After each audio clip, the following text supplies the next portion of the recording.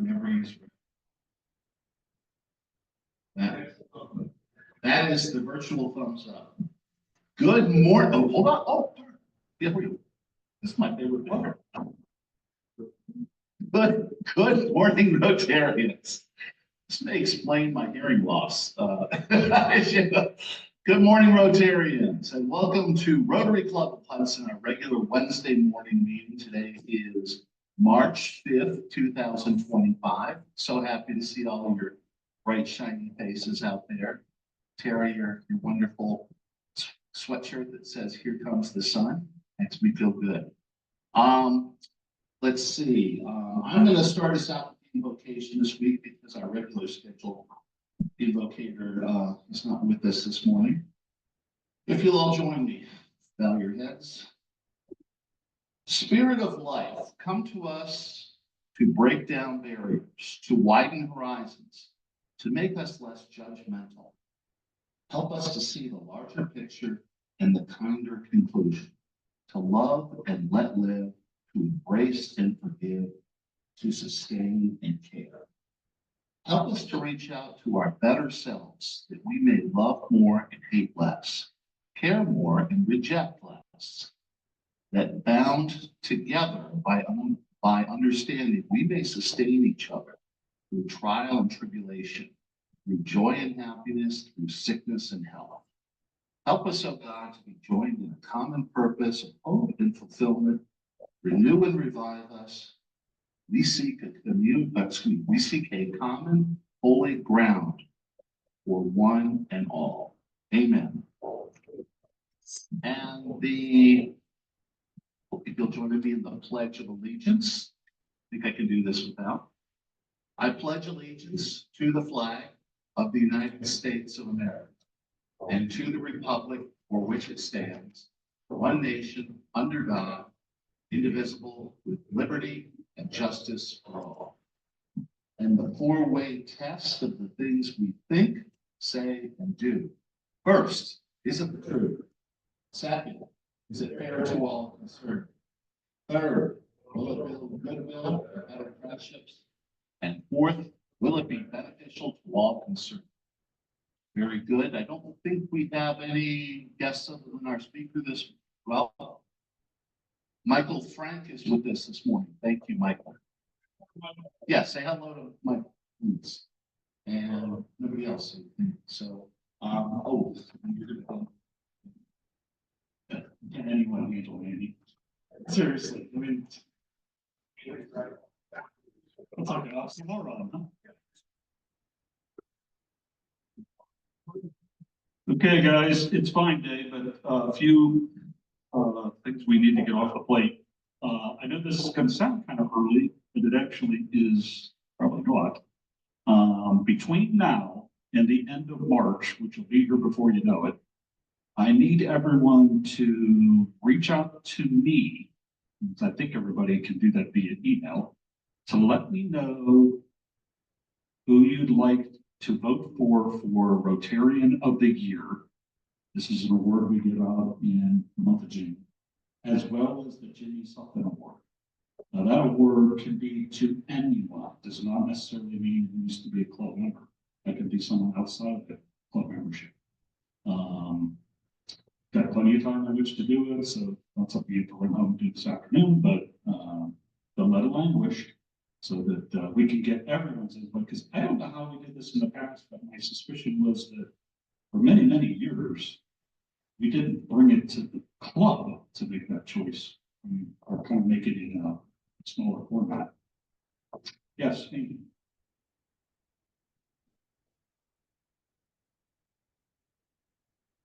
Yeah, we can. Yeah, if you don't have it, I can give it to you.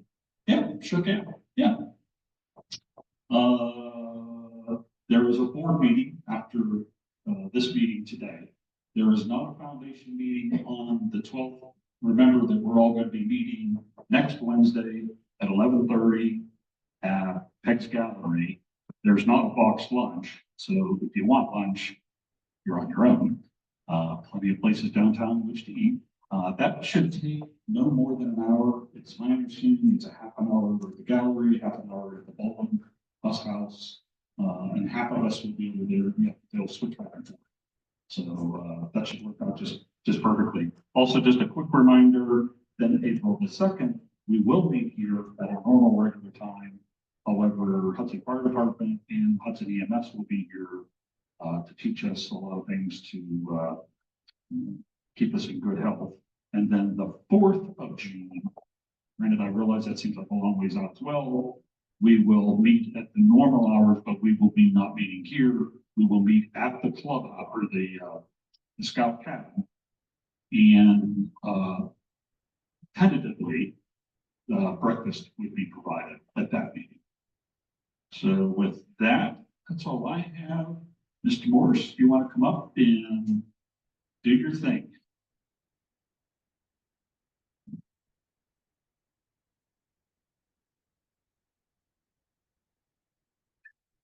You're going to need more than that. Good morning, Rotarians. And it is a beautiful morning. And today, there's only one requirement. Each one of you is reach in your pocket. Okay, Terry, I already saw you had dollar bills out there. I mean, I like that. I really do. I like that a lot because yes, today is fine day. And this is for a good cause. I have no clue what it is, but it's a good cause. And more importantly, each of you is going to contribute at least $3, if not $5, just simply because that is the way the world works. Now, let's start with the simple ones. Who forgot their pin or their badge? Who forgot their pin or badge? Come on, seriously. Everyone. So then, while we're looking at your shirt, okay, then you also need to think about who's had some good stuff going on this week. Okay? I think we need to find out. Let's have a little happy news. Any happy news? Maryland. Wait, before you stand up, let's have the dollar bill, and then you go to the microphone. You prepaid. I love that. My youngest granddaughter, Sweet Maria Rose, is 10 today. Whoa. 10. How did that happen? Whoa. And she loved the Nutcracker. Who else has got some happy news? So my I favorite. have no favorite grandchild. Please remember, there's somebody in the booth. So my favorite grandson, thank you kindly, James. My favorite grandson turned 1 today. And so little Nicholas is 1 year old. Of course, it's my own grandson too, so I guess that's the reason why I'm my favorite. Or my least favorite, whichever it could be. Sure. I just spent a few days at Disney World with 2 of my special little girls, my little babies, and my daughter and son-in-law. They're wonderful. Fantastic. Fantastic. So, there's got to be more good news than that. All right. Either one will take it. So 2 actually. One is we just got back from a 3-week trip to Palm Desert, California, and then we went to Hawaii because we're halfway there once we're in California. And I finished it. And a little bit of a plug. We saw a play on Playhouse Square called King James, written by a very good playwright out of New York. He's from Peter Lex. And it's related sort of to the story of LeBron James, but it's 2 guys and how they interact through the course of the battle. Very, very good, recommended small theaters. Something good. Good play. Good call. Good call. So on Friday night, the Akron or Summit County Addy Awards were handed out, so for the advertising and marketing awards. And my daughter works at Triad Communication, and one of the projects she worked on, which was Burt Morgan Annual Report, received top prize. Whoa, nice call. Nice call, Pat. Thank you. Yes, Mike. And welcome back, by the way. So pay $1 for being, being missing anyway. So yeah, MIA. Yeah. Are you ready for this? We're ready. I have a grandson that works for the Commerce Department and he hasn't been laid off yet. Oh, But he has gotten the email asking for the 5 bullet points every week. and did he fill it out? Of course. All right, thank you. Any more happy news? Of course, last in is gonna have to be Chris Barker, so thank you, Chris, for putting your dollar up. Yep, not just your hand, your dollar. You gave your 5 already, perfect. Done deal, she's already prepaid. So, how many of you are on Facebook? All right. Whoa, look at that. So all of you on Facebook, how many of you are part of the Hudson market? Farmers market, exactly. Okay, well, keep those hands up. And in fact, you're gonna keep those hands up with a piece of green too. How many of you have voted for the Hudson Scout Cabin? Okay? Okay, let's see the hands of the ones who haven't, Mimi. Let's see the hands of the ones who haven't. Don't put the hand up empty. Hey, put the hand up with a little dollar bill. That's okay. If you're prepaid, I trust you for that part. Hudson Scout Cabin is the is one of the choices for on the Hudson Farmers Market calendar or poster or whatever it is. So please, you know, you can only vote once, but let's do it. Let's do it. So I really love, you know, attention. It's always great, except when Marilyn or misspells my name. I mean, I couldn't believe it myself. I saw it twice. First on the one little blurb, and then second on the other thing too. Both times. It is Morse code, not Morris the cat. Shame on you. Shame on you. But here's a buck because I feel your sympathy. Okay? We don't remember Morris the cat? Come on, you guys are old enough. That's true. That's true. So as long as we're talking about Facebook, one of the largest, you know, hot buttons going was on the Hudson Roundtable and the Hudson schools with the DEI.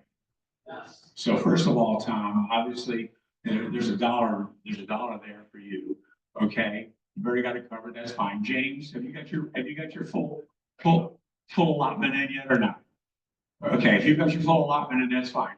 But it was one of those that was just so popular. Everybody put it in there.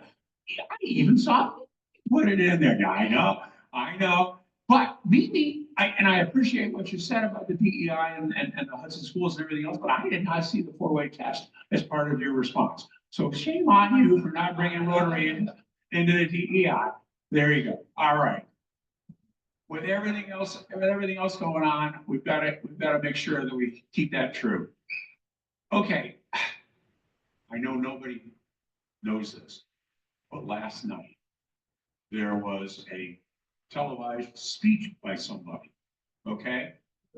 And I want to see the hands of all of those who stayed for the full 100 minutes of the speech. Okay? Oh, Dan, I haven't picked on you lately, so there's a dollar to you and a dollar to Mike for staying up for 100 minutes when you knew it was past your bedtime. Okay. So, and then, okay, who haven't we named? Oh, that's right. So I needed some money today because obviously it's fine with me. So I go to see Ben and I say, hey, can you give me change for a 5? Okay. Ben, thank you kindly for giving me change for a 5. The only problem was they gave me $6. Can you believe that? Now, this is what we've gotten in charge of. Ben, I've got my extra dollar here to match your extra dollar that you're going to put up in the air too, because I know it was an accident, but still a thing. He's prepaid too. Okay, that's good. And then we've been doing a survey, as you all know, and we've been trying to get input from everybody. When I say everybody, I mean people like Chris Barker, who hasn't put a survey in yet. You've already prepaid, right? You're gonna do it. And then as I keep looking, wait, there's the damn. You know, oh, first of all, I gotta look up here to Doug McDowell. Hey, Doug, where's yours at? Come on, buddy.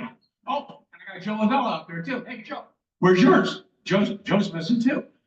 And then we've got Father Joe. Can you believe that? How righteous can you be? We haven't even seen him. He owes us $5 period. But Dan Filburn hasn't filled his in yet. Tis, but for $1, I'll help you do it. Okay? And so of course we know he's playing football out there. And Phil told him, we're out. Come on, can't you get him? I know. And what's Pat today? She's not here either. Come on. Gail. Why are you on the list of not having filled in the survey yet? Oh. Ooh. Ooh. You can be $1 guilty. That's okay. It's $1 guilty and so okay. Have we fleeced has everybody donated? I'm sorry, has everybody Mike? You got more? Oh, please. How did I miss you? I'm sorry. Okay, if everybody's comfortable on their okay, I don't think you can give it a thought. You did? What do you think, Pat? Did he? Enough? Yeah, you did. All right. Thank you kindly, guys. Happy Fine Day, and we appreciate it. Thanks, Andy. Hey, before we introduce our speaker, Lucas, can you hear me? Yeah. Come on out and tell us. He has a project of his own. Here, that microphone down here is the AD person. I would think you knew that. Hey, $1.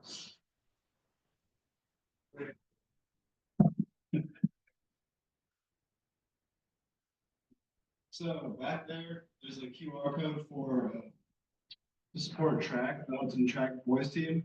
You can buy a coupon book that has a bunch of coupons in it. You can make your money back pretty easily by using it and post the track team. Sport. We need stuff like pergos and starting blocks. Tom, it's not like football. It's all the stuff. Track. They got to go out and find some stuff.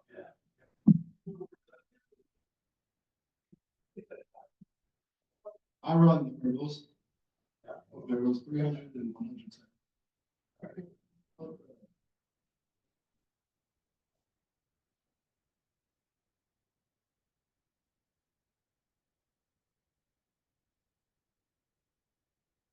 All right.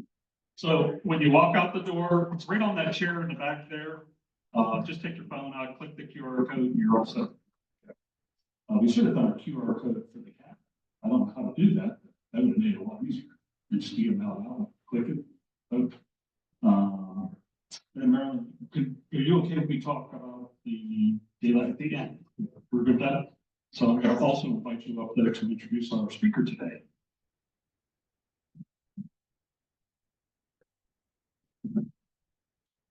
Good morning. Founded in 2014, the Cleveland Ballet is one of the fastest growing ballet companies in the nation and new to here to Northeast Ohio. Larry Goodman, PhD, was appointed president and CEO of the Cleveland Ballet last year. Dr. Goodman, a seasoned board member of the ballet and chairman of the finance committee, was previously the interim CEO and is the former head of school at the Lillian and Betty Ratner Montessori School in Pepper Pike. Please welcome Dr. Goodman.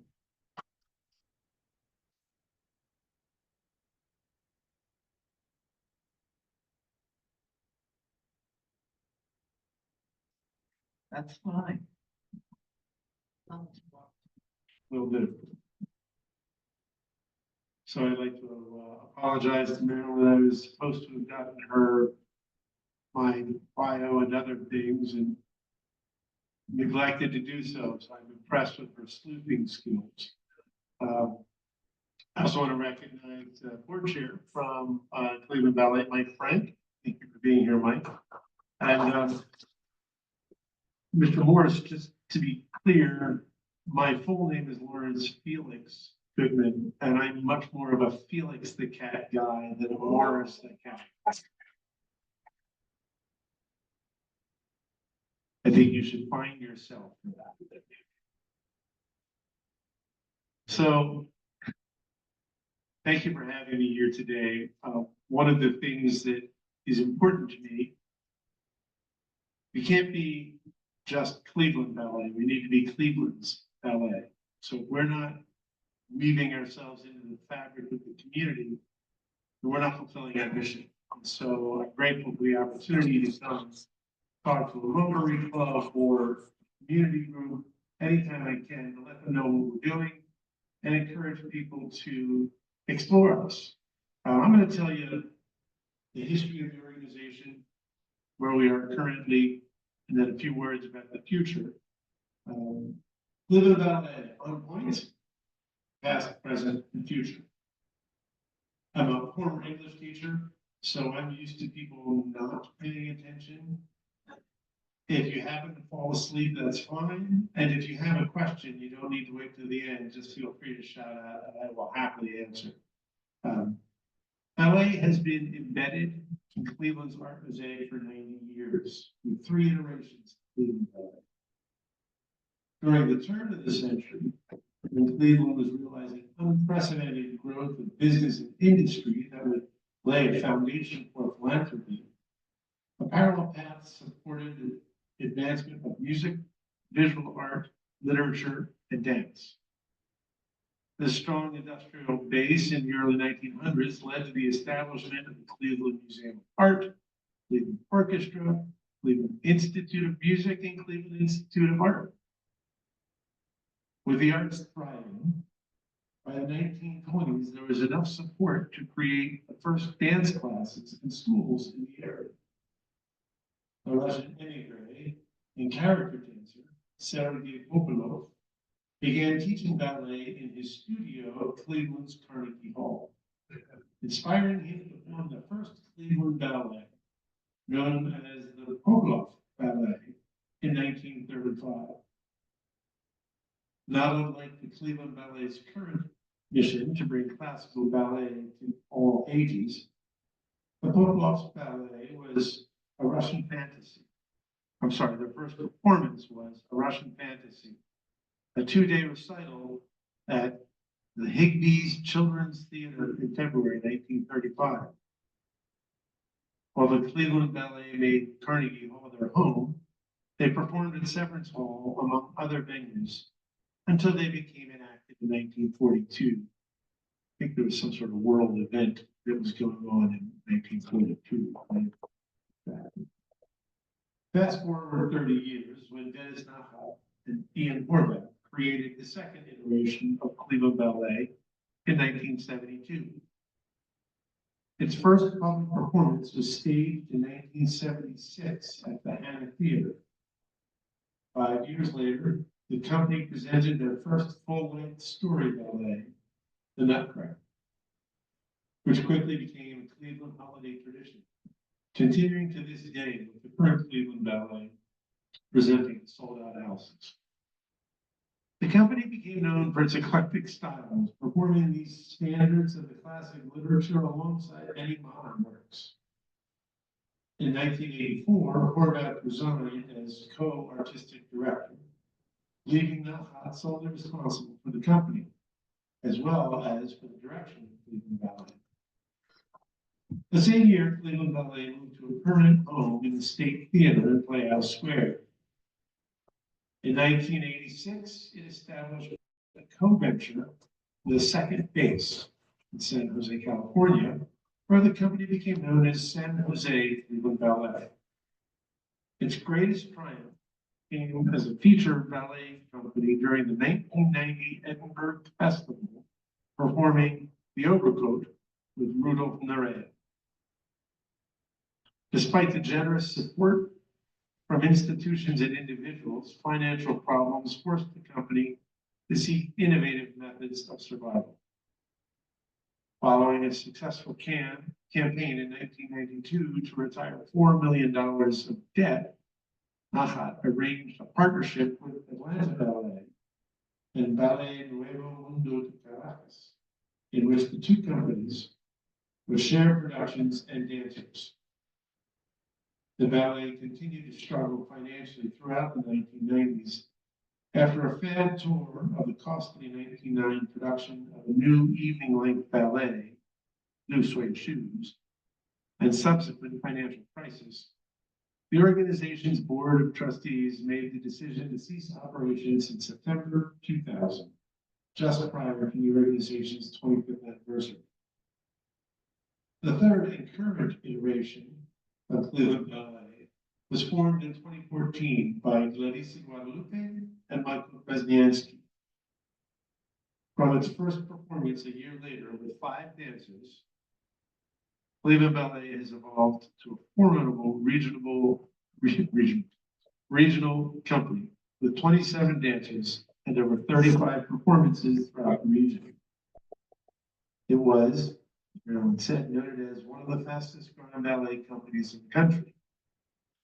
The future looked bright for Cleveland Ballet until late October 2023, when the board of directors commissioned an independent investigation by outside counsel in response to serious workplace allegations against Clarissa and Michael. Early in the investigation, the board suspended Clarissa and Michael to preserve the integrity of the investigation, which was being jeopardized through their overt and deliberate interference with the investigation through intimidation of staff members and dancers in defiance of the board's explicit instructions. Several weeks later, Michael resigned in the wake of more than 16 allegations of sexual misconduct reported against him. Through the course of 10 weeks, more than 40 interviews of current and former dancers and staff were conducted by outside counsel, as well as a review of financial and operational documents. On January 10, 2024, at the conclusion of the investigation, the results revealed strongly compelling evidence of a pattern of intimidation and retaliation against dancers and staff, sexual misconduct, a toxic work culture, serious operational and financial irregularities, and unauthorized self-dealing.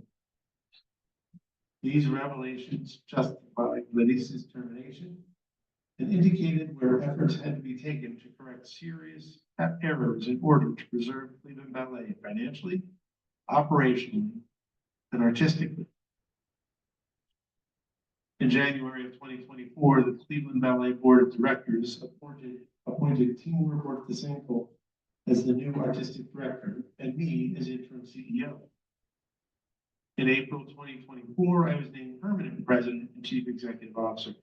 You ever notice there's no way to say, like, interim is clear, but if you say you're permanent, it sort of sounds like you're installing yourself for life. So whatever the opposite of interim is, but not quite dictator, that's what I am. A year later, Cleveland Ballet has implemented practices and policies that blend fiscal and operational responsibility with the creative sensibility of our premier ballet company. Another key priority was steering a damaged culture to one that embraced creativity, respect, openness, and positive support. I'm thinking of stealing your 4-way test. I think it would be a great way to get people to think about what they do before they do it.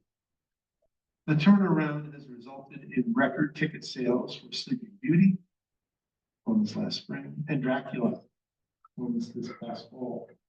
New collaborations with the Cleveland Pops, Cleveland Art Museum, and other arts organizations, and an unprecedented 35 performances scheduled for the 24-25 season. And the culture has visibly changed, with dancers clearly invested in the future of Cleveland Ballet. They are initiating artistic opportunities, such as the dancer-led choreography workshop this Saturday, as well as suggesting operational enhancements for dynamic and open culture. So what now? What does the future hold? Timour and I envision a ballet company that is not merely Cleveland Ballet, but is truly, as I said earlier, Cleveland's ballet. We plan to expand our season next year to 4 main stage productions in order to increase the opportunities people have to experience and enjoy ballet. We're planning a 3-way partnership with Blue Water Orchestra and the Cleveland Chamber Choir. We're hoping to take our spring production on the road to Hawaii next summer. We are, in short, taking our company to the next level. As we grow our operation, though, we're doing so prudently.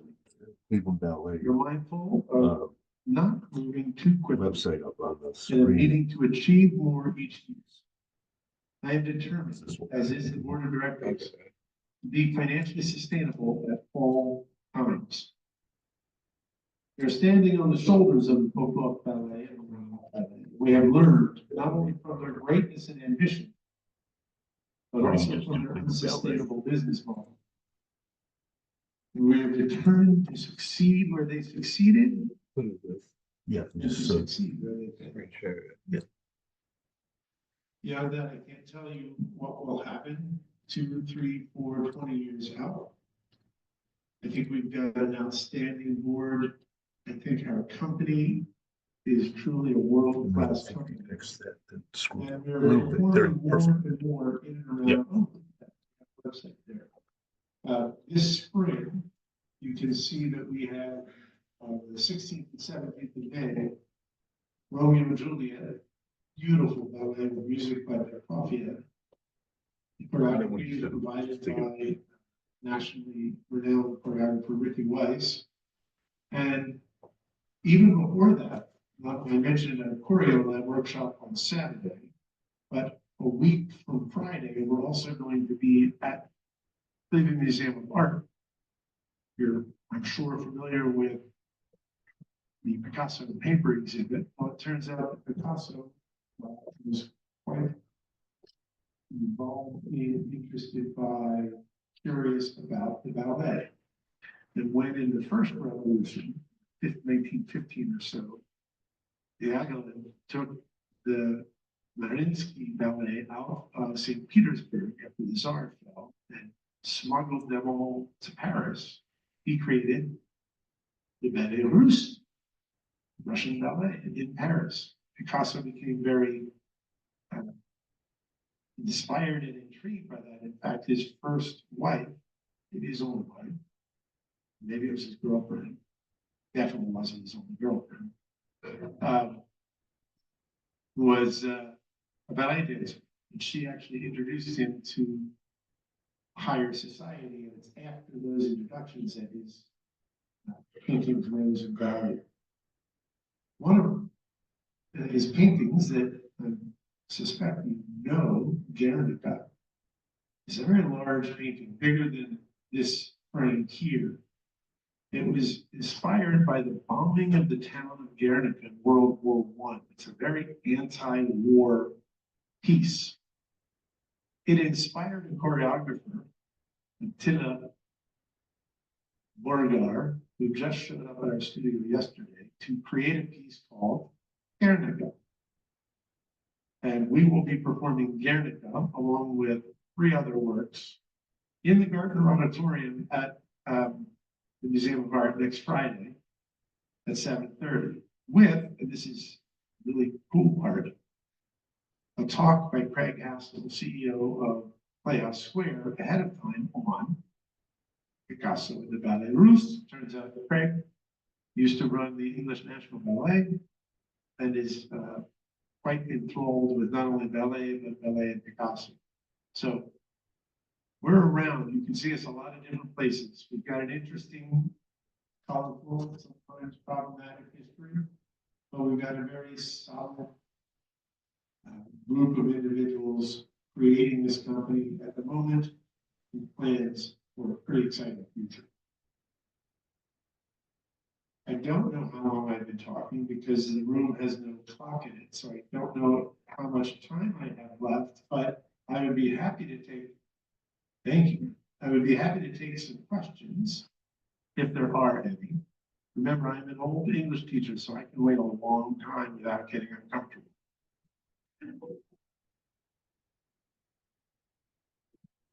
Yeah, the dancers, in LA, are they moving nationally or do they come from the area or where are they located? Thank you for that excellent question. They're globally recruited. Of our 27 dancers, 10 of them come from other countries. We've got dancers from 7 countries at the moment: Russia, Armenia, Dominican Republic, Spain, Italy. The others that are American have different ethnic descents. We do have some local dancers as well. And so we are, I would say, truly an international company. Your Nutcracker performance was excellent. Was really a lot of fun. How'd you find the kids? For which performance? Nutcracker. We stole them. No, we have, in addition to having a ballet company, we also have an academy. So we will teach 60 to 70 students. And we have collaborated with the operate an organization not far from here called Center Stage. So we got some of they're a competitive dance program. One of the princes was from that dance school. Both of the Claras were from our dance academy. And the other kids are, there are auditions, but if you dance with the Cleveland Ballet Academy, you have a better chance of getting in than if you dance with at another academy. But the auditions are open to all, and we do publicize them. This Saturday, we will also have auditions for Romeo and Juliet. In any ballet production, you've got 3 levels of dancers the audience may not know on stage. You've got company members, we pay them. You've got apprentices, nobody pays anybody, although we do pay them for what they do in performance. So they might get a couple $100 per performance, but they don't have a salary throughout the year.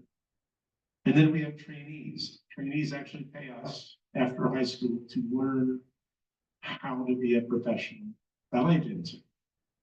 Because the training that goes into it is incredible. These people are world-class athletes. Our training staff is the same as the Browns. We challenged the Browns to a push-up contest a few years ago, and we crushed them. Now, to be fair, they're a bunch of 400-pound men, and every one of our dancers, you know, you can pick them up in the air, and they're very strong, but it takes an awful lot of dedication to be that good at anything. So the trainees need to learn the ropes. When they're up on stage, they may look the same to you, but those are the 3 different genre, I suppose, of dancers on stage. And then you have the kids. Everybody has to audition. Even the principal ballerina or ballet dancer in your company is auditioning for the choreographer who's casting the show. So when you have a Romeo and Juliet coming up and you know, all right, Capulet family has this many kids and the Montague family has that many kids. You audition, they come mainly from our academy, but they could come from all over. I think there was a young, like, wasn't there a little girl from Hudson who was brought her? I think there was a girl from Hudson whose family came to 4 of the 11 performances because every kid is not in every show.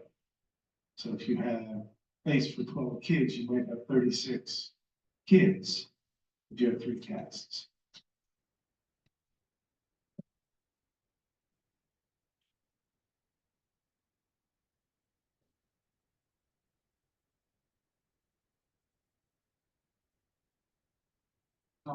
Two-part. Question, first one is, would it make sense or any thoughts about performances at Blossom? And the second one is, they let us in on your thoughts about performances beyond Romeo and Juliet. Yes, thank you for that opportunity. Well, ballet seasons tend to run from September, beginning of September, until either the beginning or the middle of June. You can have a summer season, but the dancers' contracts expire and they're unemployed for the summer. So if you're gonna have something this summer, we're going to Lakeside Chautauqua and Vermilion. But we have to create a budget to pay for the 15, the 27 dancers who will be working in the summer. So anything at Blossom is more expensive than it might otherwise be because the dancers are not on a contract. So it's not at all impossible. It's just a question of how robust our fundraising can be. And we're getting better and better at that. Typically, a ballet company will have 60%. Well, the ideal would be 50% contributed revenue and 50% earned income, tickets, academy, and so on. The really successful ones like New York City Ballet and the San Francisco Ballet, the ones you've heard about, or even down in Cincinnati, probably have 60% contributed revenue and 40% earned income. And the reason is they don't rely on ticket sales to make the decision to do something. So if we didn't rely on ticket sales, if we had our endowment stands right now at $380,000, Pittsburgh Ballet has an endowment of $9 million just for their orchestra, which is why they always have live music. Being a little over 10 years old, we're now starting to plan for growing the endowment meaningfully so that we can do things like perform at Blossom in the summer and not, you know, that's a music venue and anywhere you sit sounds wonderful. The ballet is a visual spectacle, so you could still have the pavilion. I don't know how enticing it would be to sit on the grass. If you can't really see, I suppose you could bring binoculars, but oh, of course. So I would love for us to grow into being able to do that next year, and I'm not allowed to say this, so I'm going to say it in big loud. We're about to announce our season. We haven't done so yet, and I've been told not to announce it. Nevertheless, we will reprise Dracula. It was that successful. We will pair it with another ballet by the same choreographer, Lynn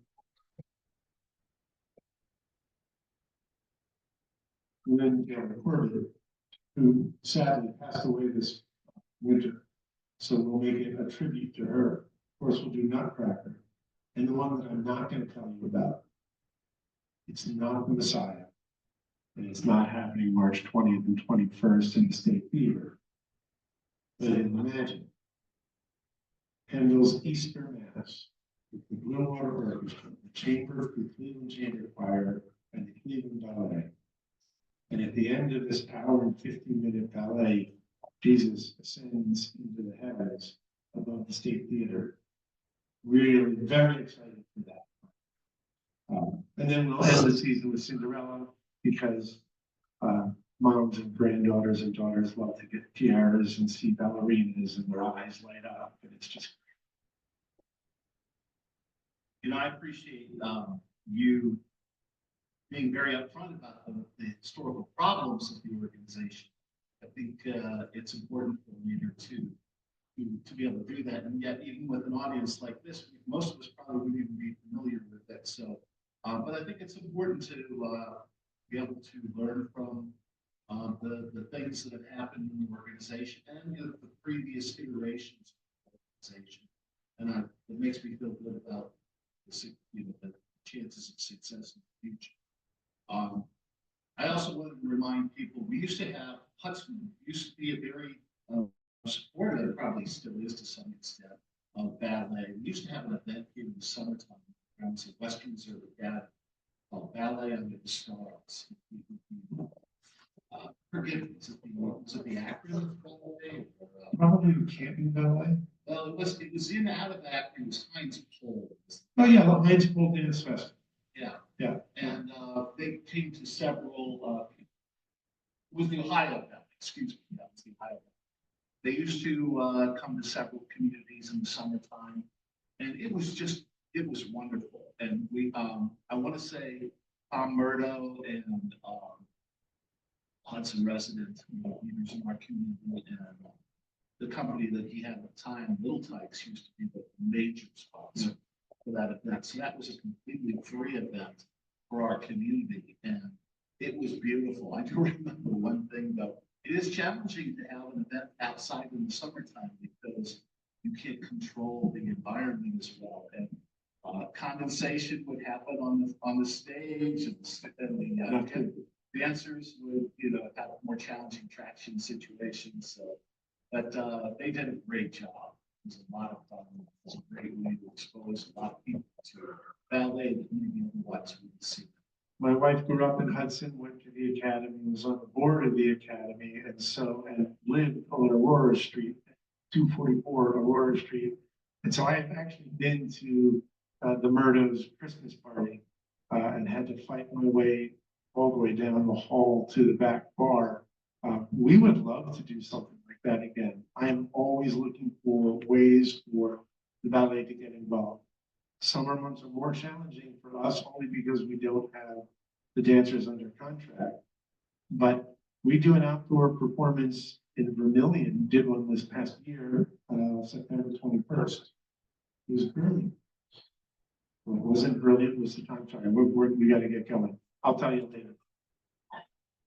Oh, what wasn't brilliant was the train that came by I'm not kidding, every 5 minutes.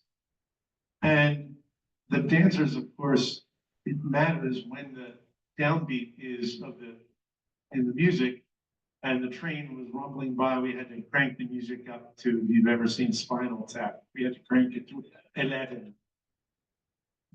You've been very innovative in your marketing. Tell us how successful your approach for pay what you can has been. That was the brainchild of our marketing director, Meta Disney Otis. We try to be opportunistic. And so when we see that a Friday, how did that start? Okay, it actually started the other way around. The production director said we used to have a dress rehearsal. We have multiple casts for every show. And in order to get all the dress rehearsals in, you wind up doing a dress rehearsal at 10 o'clock or 11 o'clock on Friday morning, and then you open Friday night.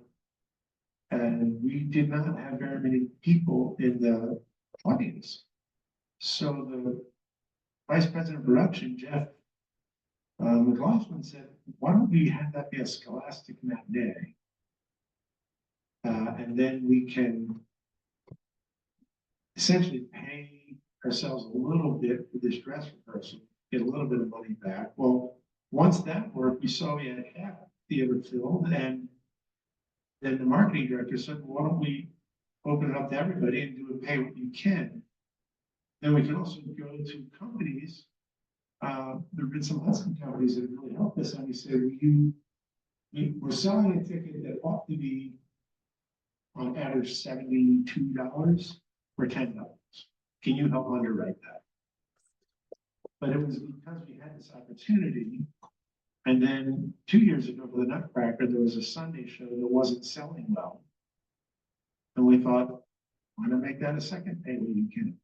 And if you've been to one of these pay what you can, what's amazing is it does exactly what you would hope it would. The people that are there wouldn't come otherwise. A homeschool family walks in, 5 kids. They're not going to pay $350 to take everybody to the ballet, but they will pay $50, $60, $70. It is important to them, or worth it, or enjoyable, or educational. And you see people who don't want to be in the big crowds, maybe they need more time moving around. Playhouse Square is not terribly friendly to those people who are either in a wheelchair or need a little more time walking around. You can't get to the upstairs. There is no elevator.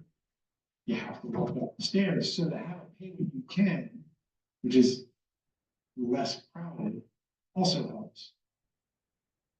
And there are other examples of this opportunism, but the key is people have good ideas. And the best way to have a good idea is to have a lot of ideas. So you have to have an environment where people can keep suggesting things. And eventually one hits and then you're open to doing it.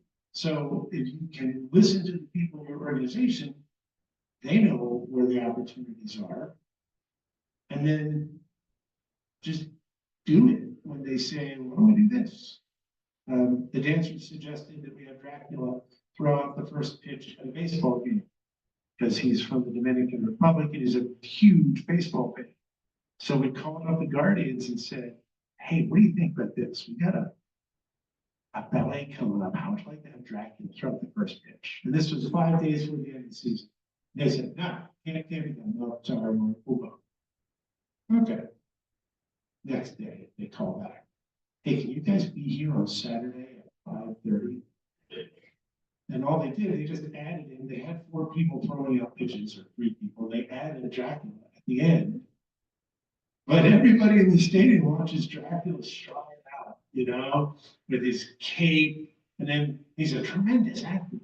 So he does this wind up and delivery of a pitch that was, 75 miles an hour, right on target. But that was at a cocktail event, I think, Mike, wasn't it, when they came up with it? And the dancers came up to the marketing director and said, hey, why don't we do this? So opportunism is the easiest and simplest way to leverage good ideas. Just don't care who's got a good idea, just do it. You guys have been very kind to listen to me prattle on. I appreciate the opportunity. I encourage you to come see the ballet.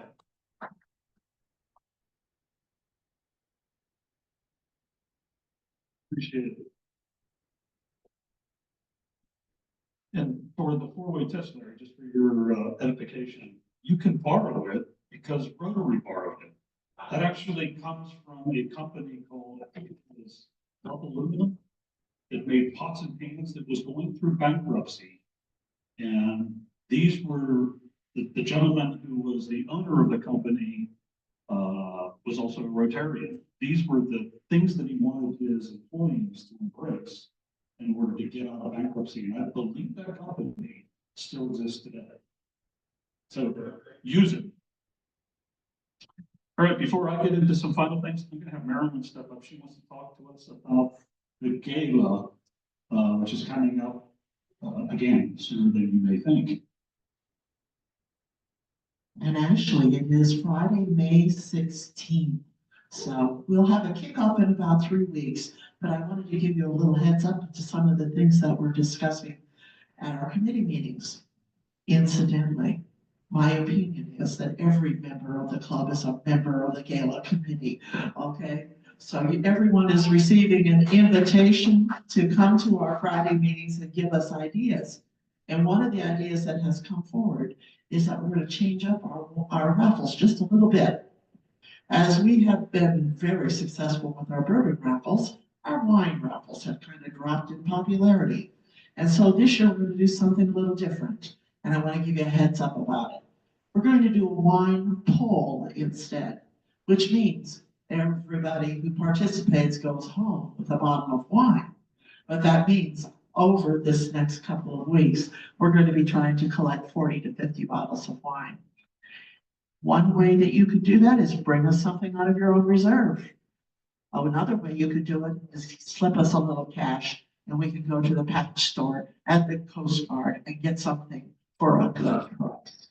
So nonetheless, the gala committee next meeting is 14. A little heads up, we're changing away from GiftSmart as our software company pricing. was just unrelenting and a little too expensive for us. We didn't feel it was a good value for what we were getting. We found another company that we're going to transfer our business to. So please be patient with me this year. Thank you. $20. We'd like it to be a minimum of $20. That's what we're actually going to ask as a selling point. But we're seeding it. We already have a $54 bottle of wine that is the Ohio State National Championship Select Reserve. Yeah. It's a cute bottle. Who knows what the wine is like, but the label is dark. And Marilyn, as we were discussing that, rather than, if you have one, right, rather than going out and purchasing a bottle, what's Yeah. really, if you give the money to us, there's a discount if you buy 6 or more bottles of wine. So probably better to pool the money and get a good deal. That way we expand the wine stuff. Yeah, and we also would like it to be a variety of wines, and we don't want, 6 of Josh Sellers or whatever. So anyway, we're hoping to have a nice variety and a really good gala.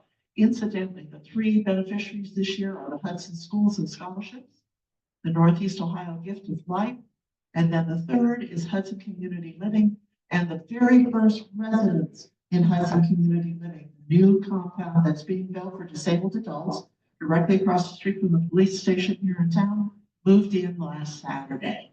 So we've got residents already on campus, and we're excited to see this project launch. Thank you. Thanks, Marilyn. Again, when you go down to your wine cellars, top shelf. Terry, you're done collecting coffee, but now collecting monies, $20, right?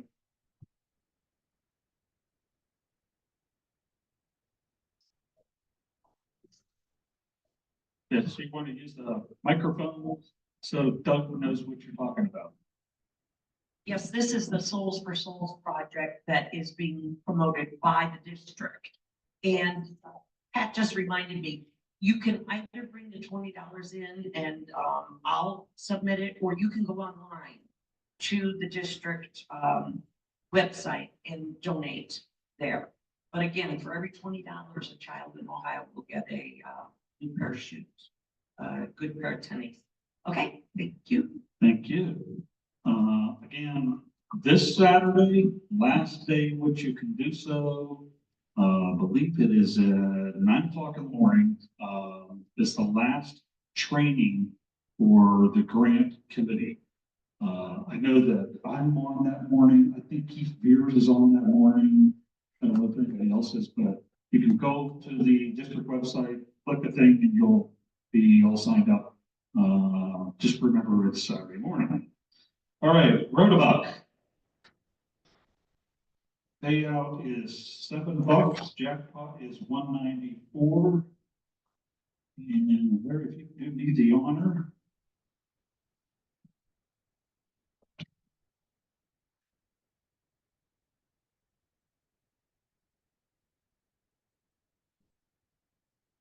Is last 4. You can see that, don't they? Keep it going, keep it going. 3186. 3186. Mimi.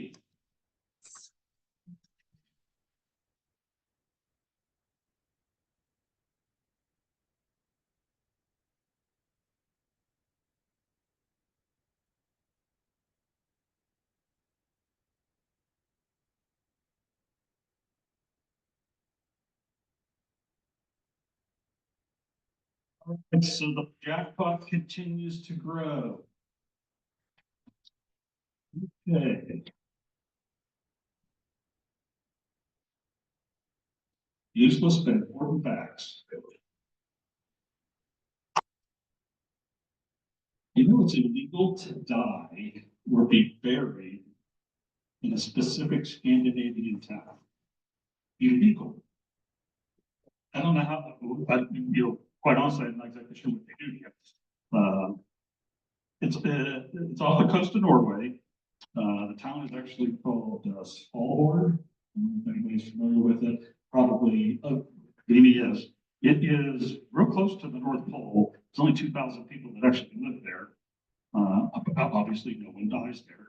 And the reason for this was in 1998, they exhumed a body that was buried. Nobody decomposes in that cold of weather. And what they discovered was this individual who had been buried had the 1918 flu that caused the pandemic. And that is why, to this very day, if you happen to be a resident of that town, you will, and then your life is, you know, sort of, if your card's up, you got to get out of town. Believe it or not. All right, everyone, have a wonderful day. It's gorgeous outside. It was a little raining earlier. I hope it's dried up for you. And we'll see you not here, but at Peg's Gallery next Wednesday.